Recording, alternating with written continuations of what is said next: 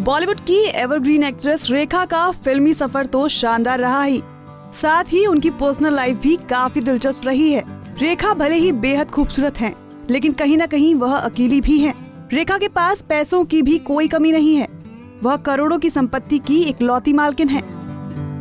लेकिन अक्सर लोगों के जहन में ये सवाल आता है कि रेखा के बाद उनकी संपत्ति का कौन वारिस होगा, क्योंकि ना ही उनके पति हैं और ना ही कोई औलाद। चलिए आपको बताते हैं कि रेखा के बाद उनकी करोड़ों की संपत्ति किसे मिलेगी। खबरों के मुताबिक रेखा अपना ज्यादा से ज्यादा वक्त अपने घर में ही बिताती हैं और उसी घर में उनके साथ उनकी सेक्रेटरी फरजाना भी होती हैं। फरजाना हर वक्त उनके साथ होती हैं। वह साई की तरह हर वक्त उनके साथ दिखाई देती हैं। ऐसे में रेखा का ख्याल कोई और रखे या ना रखे, लेकिन उनकी सेक्रेटरी जरूर रखती हैं। खबरों की माने तो रेखा अपनी कुछ संपत्ति अपनी सेक्रेटरी फरजाना के नाम करेंगी तो कुछ चैरिटी में देंगी। रेखा का मानना है कि वह अपने पैसों को उस चैरिटी में देंगी जिसे इसकी सख्त जरूरत होगी। अपनी मेहनत से कमाए गए पैसों को रेखा जरूरतमंद बच्चों और बूढ़ों को देना चाहती हैं।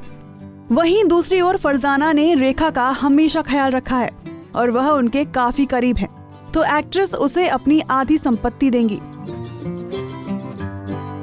बता दें कि फरजाना करीब 32 साल से रेखा का साया बनकर उनके घर में ही रहती हैं और उनके साथ साथ उनके सभी कामकाज भी देखती हैं।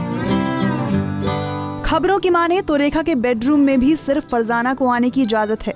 जी हाँ, सूत्रों के मुताबिक रेखा के बेडरूम में किसी भी शख्स को आने जाने की अनुमति नहीं है, लेकिन फरजाना हमेशा उनके साथ उनके बेडरूम में ही रहती हैं।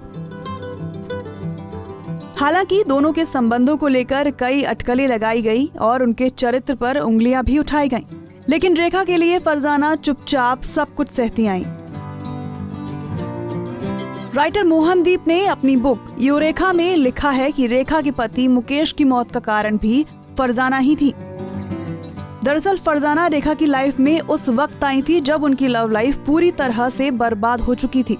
उस वक्त फरजाना ने रेखा को सहारा दिया था।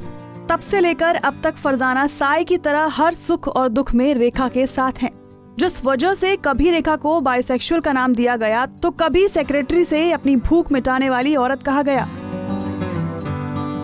मगर ना तो रेखा और ना ही फरजाना ने अपने रिश्ते पर कुछ खुलकर बोला। रेखा को कोई फर्क नहीं पड़ता कि लोग उनके और फरजाना के बारे में क्या बातें करते हैं, इसीलिए तो रेखा अपनी संपत्ति में भी फरजाना को हिस्सा देंगी। आपको हमारा ये पैकेज कैसा लगा, कमेंट बॉक्स में बताना ना भूलें।